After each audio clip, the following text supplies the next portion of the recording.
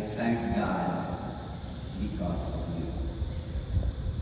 Why would we take a look at the person next to us and tell that phrase to that person? I thank God. I thank God because of you. And indeed, we thank God for tonight. And we are being directed to our lectionary text for this Sunday, which is such a powerful and thought-provoking story. Here in this story, Jesus tells us about a man who had great wealth and security. But you know what happened? Jesus called this rich person a fool. I tried to take a look at it in Cebuano translation.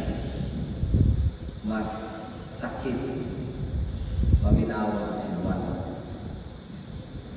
Jesus in Cebuano is telling that person, buang-buang.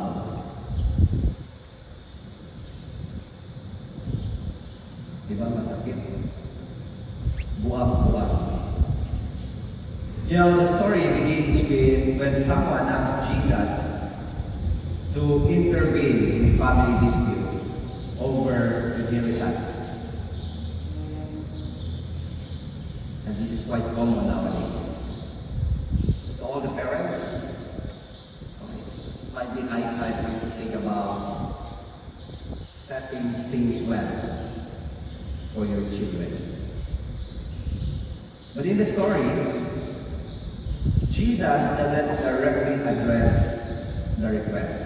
Instead, Jesus warns against greed.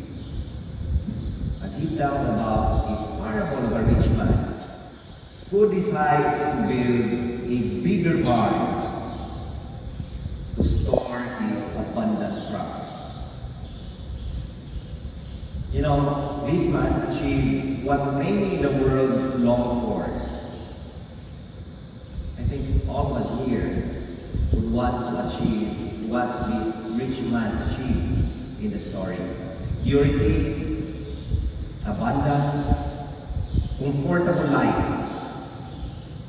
And you know, by all outward measures, we can say he was indeed successful. His fields produced so much that he didn't have enough space to store it all. Daghan kayo siyang abot and nanubra na sa iyang budiga. In today's terms, we might say he had a dream job, a strong investment portfolio, maybe a beautiful home, a promise of an early retirement. As the story would tell, he could sit back, relax, and say, "You've done well. Eat, drink, and be merry." Lamig yung kayo kung now. But you know, the problem wasn't in his success. It was more on his focus. His attention was entirely on himself.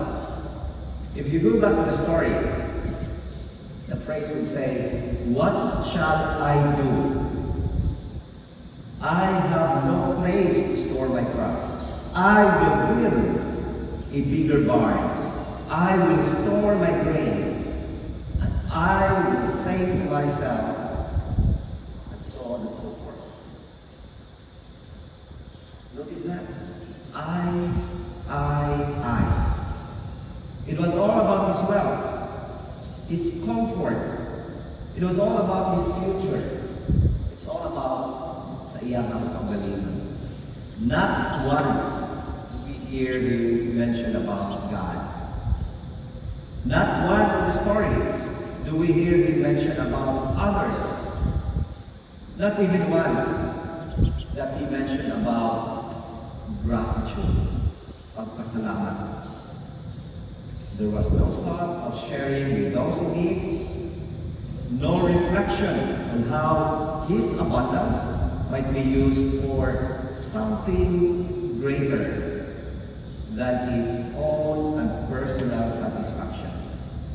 say his vision was so limited to self-preservation.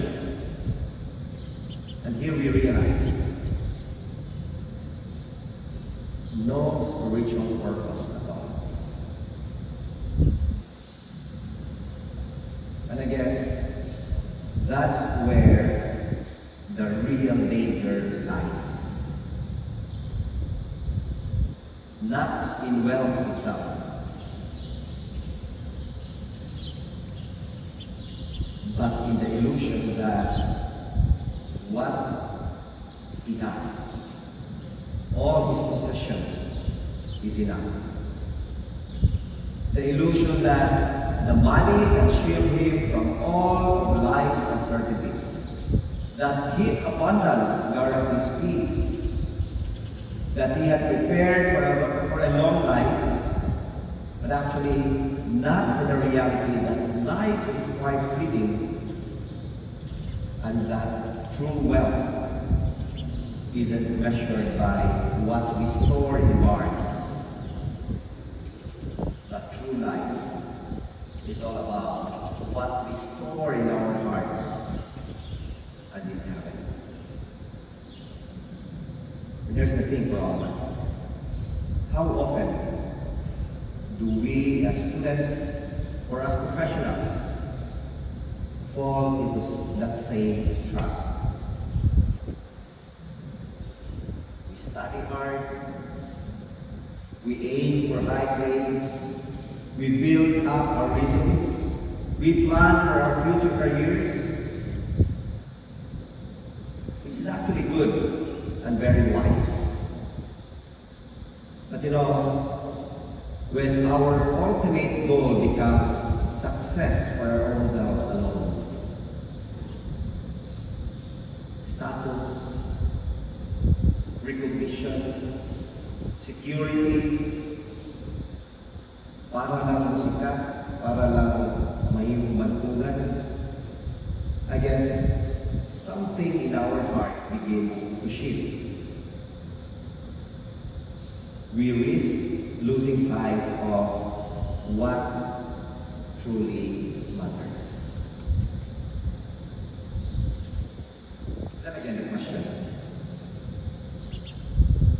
what does this mean for us as students and as professionals? We live in a world that constantly tells us, build a bigger barn.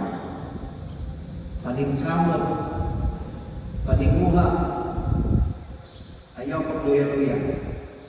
We are always encouraged to build a life that looks so impressive and accumulate achievements.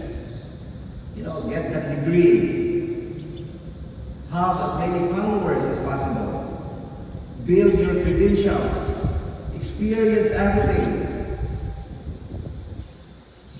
And yes, it is always wise to plan ahead and work hard. But Jesus is asking us tonight, what are you really storing up? Are we so focused chasing success that we neglect our spiritual well-being? Are we building up our resources and overlooking the relationship around us? Are we giving our energy to being the best, but fail to give our hearts for us to become a blessing? Let's go back to the story. Jesus tells the man, "You fool, buang-buang." Why? Because yes, he had plenty, but he was not rich toward God. Now, what does it mean to be rich toward God? Friends, being rich toward God means living with the mindset that your time, your gifts, your opportunities, whatever it is that you have, they are all on loan from God. And I want us to realize tonight, everything that we have are meant to be used for something bigger than just ourselves. It means gratitude for whatever you have. It means stewardship of your education and talents, not just for you to succeed, but for you to be able to serve and to glorify God. It means that you need to have compassion over your classmates, for your professors, and even for yourself. Being rich toward God means asking, who around me is struggling today? Who around me that I can help? What kind of person I am becoming, not just what kind of profession we intend to become later on. This parable simply reminds us of a very fundamental truth, and that is, life is about more than what we own. It's about the condition of our hearts. It's about our relationship with God. And this story confronts us with a very hard but necessary question. What are we really storing up? Are we investing only in what benefits us? Our comfort, our image, our success, while neglecting the things that matter most to God? Are we so focused on building our own barns, higher grades, prison credentials, packed schedules, future careers, that we leave little room for generosity and compassion? Or do we at times hold back kindness because we're actually waiting for a less stressful time? Unya na ta. I'm still busy. Do we put off helping others because we're too busy chasing our own goals and securing our own success? And this parable is not just a warning. As I said a while ago, sakit kaayo yung maimlan kay Jesus, uy, buwang-buwang. It's not just a warning. It's actually a call to action. God is inviting us here to live with eternal perspective, to invest in things that last, for us to invest in our relationships, not just results, for us to build our characters, not just our credentials, for us to cultivate faith, not just our success. And so again, ask yourself, where is my treasure truly stored? Am I growing? Am I growing rich toward God? Or am I just rich in achievement? Daghan akong followers, daghan akong friends on Facebook or whatever social media is. Ask, who around me is in need, not just materially, but spiritually. And more importantly, ask yourself, how can you respond Maybe today, maybe this week, or in the days to come. And so tonight, we need to make our decision.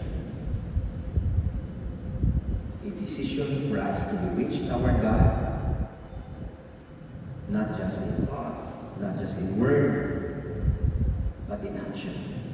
In how we live, in how we love, and how we give ourselves for the things that matter beyond this life. A simple invitation for us tonight and in the days to come. Do know what truly matters. Let's take a